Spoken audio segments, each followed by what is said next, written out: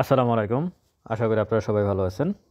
Index আলোচনা যদি বলি তাহলে 18 পয়েন্টের মতো ইনডেক্স মাইনাস আজকে। সপ্তাহের শেষ দিন 310 কোটি টাকার লেনদেন। অ্যাডভান্স 98টা, ডিক্লাইন 225টা, আনচেঞ্জ হচ্ছে 71টা। 1 মিনিট যে ছাড় সে অনুযায়ী কিন্তু মার্কেট সেল ছিল। সেল ভলিউমে বেশি ছিল আজকে। টপে আজকে ছিল Rupali bank halted, KPPL, one bank, এটা ছিল মোটামুটি আজকে ব্যাংকের শেয়ারগুলো অনেক বেশি বাড়ছে। কেন বাড়ছে সেটা একটা ব্যাখ্যা আছে, সেটা দিচ্ছি। লুজারে ফার্স্ট প্রাইম, রানিক জগেশ্বর, বেলুতে রবি, ওরিয়ন ইনফিউশন, বলিয়ামে one bank, city bank, NRB bank. Volume আজকে ব্যাংকে ছিল। যদি আমি প্রথম তিনটাকে ধরি, ট্রেডে ওরিয়ন ইনফিউশন, বিএসসি, লিন্ডিবিডি। আর ইন্ডেক্স মুভারে আজকে হচ্ছে Rupali bank 4.48, BRAC bank 4.38, united commercial bank UCB 1.74 index মুভারে। আর ইন্ডেক্স নেগেটিভ করছে ব্যাডবিসি 5.25, বেক্সিমকো ফার্মা 3.91, আর বাংলাদেশ সাবমেরিন কেবল 2.19। এই হচ্ছে মোটামুটি ইন্ডেক্সের অবস্থান। এখন এখানে আজকে সবচেয়ে ভালো করছে ব্যাংক সেক্টর। ব্যাংক সেক্টরের মধ্যে ওয়ান ব্যাংক ভালো করছে, এবি ব্যাংক ভালো করছে, রূপালী ব্যাংক ভালো করছে।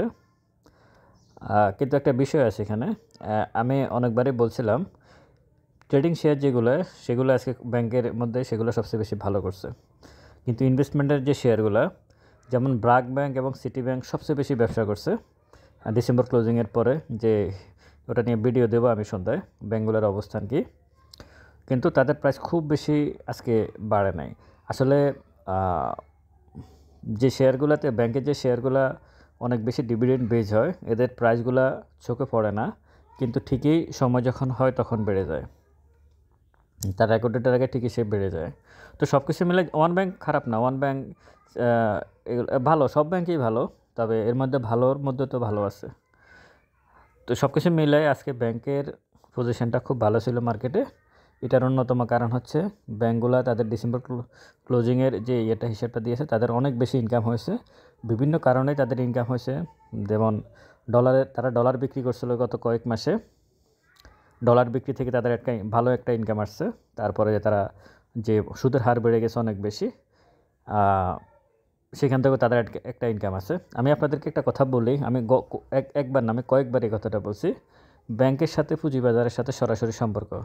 যখন দেখবেন যে মার্কেটের পজিশন খারাপ হয়ে যাচ্ছে পুঁজিবাজারে, তখন আপনারা ব্যাংকে ঢোকার চেষ্টা করবেন, কারণ পুঁজিবাজারের খারাপ ভালোর সাথে ব্যাংকের একটা লিঙ্ক আছে। মানে পুঁজিবাজারের দেখা যাচ্ছে ইন্ডেক্স নেগেটিভ হচ্ছে, তখন আপনি ব্যাংকে ঢুকে গেলে ব্যাংকের শেয়ারগুলো আপনাকে সেফ জোনে রাখবে অনেক বেশি। অবশ্যই সেই শেয়ারগুলো হতে হবে ডিভিডেন্ড বেস, ভালো ভালো শেয়ারগুলো।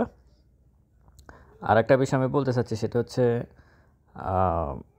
যারা আসলে, যেহেতু ভলিউম অনেক কম, 310 কোটি, 320 বা 350 কোটি টাকার মধ্যেই সমস্ত কিছু আসলে লেনদেনটা থাকে। তো এক্ষেত্রে যারা প্রফিট পান, প্রফিট হলে আমি মনে করি প্রফিট টিক করা ভালো। প্রফিট টিক করা ভালো এই কারণে, আবার ওই শেয়ারটা কিন্তু ঠিকই গত কয়েকদিনের, অন্তত গত 15-20টা ওয়ার্কিং ডেজ আপনারা দেখবেন যে শেয়ারগুলো টপে ছিল 3-4 দিন, সেগুলো পরে আবার লুজারে চলে আসছে। তো ব্যাংক হয়তো এখন ভালো করতেছে, কিন্তু 2-4 দিন, 2-3টা ওয়ার্কিং ডেজ পরে আবার ব্যাংকগুলো কিন্তু নিচে চলে আসবে, তখন আপনি আবার বাই করতে পারবেন। যেহেতু ভলিউম কম, সেক্ষেত্রে আপনাকে প্রফিট হলে প্রফিট টেক করাটা বুদ্ধিমানের কাজ। এই কারণে বলতেছি, যদিও এটা মানে ট্রেডিং করে খুব বেশি প্রফিট করা মুশকিল হয়ে যায়, কিন্তু আপনি দেখা গেছে 10 লক্ষ টাকা দিয়ে ইনভেস্টমেন্ট মোড়ে আছেন। হ্যাঁ, আপনি ইনভেস্টমেন্ট অবশ্যই করলে ভালো একটা প্রফিট পাবেন একটা সময় বসে থাকলে, কিন্তু আপনি যদি প্রফিট টেক করার পর আবার আগের জায়গায় বা এর জায়গায় যদি আপনি ব্যাংকটাকে পান বা ভালো শেয়ারগুলোকে পান, তাহলে তো সমস্যা নাই। আপনার একদিকে প্রফিট হলো, আবার আগের সাপোর্ট জন্য আপনি শেয়ারটাকে পেলেন। তবে যত কিছুই করেন, আপনি ট্রেড করেন আর ইনভেস্টমেন্ট করেন, অবশ্যই আপনাকে ডিভিডেন্ড বেজ শেয়ারের সাথে থাকতে হবে।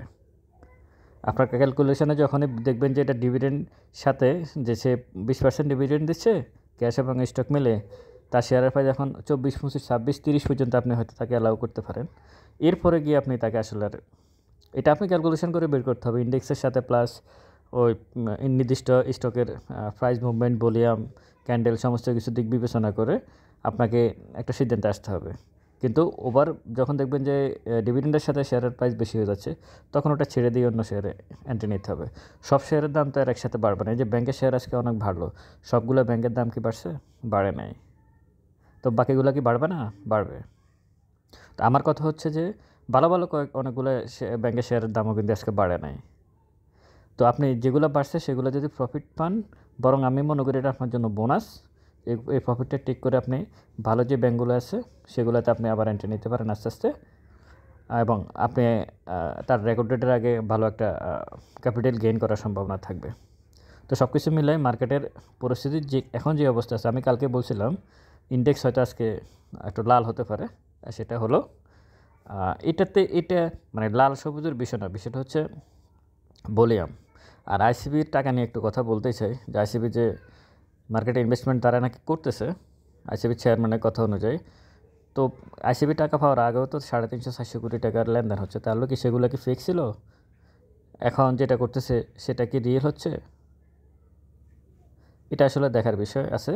কারণ আইসিবি যদি টাকা নর্মালি যদি আগে যে ভলিউম হতো, আইসিবি যদি এখন নতুন করে ইনভেস্টমেন্টে আসতো, তাহলে স্বাভাবিকভাবেই ভলিউম 500 কোটি 600 কোটির ঘরে চলে যাওয়ার কথা ছিল। সেটা কিন্তু হচ্ছে না।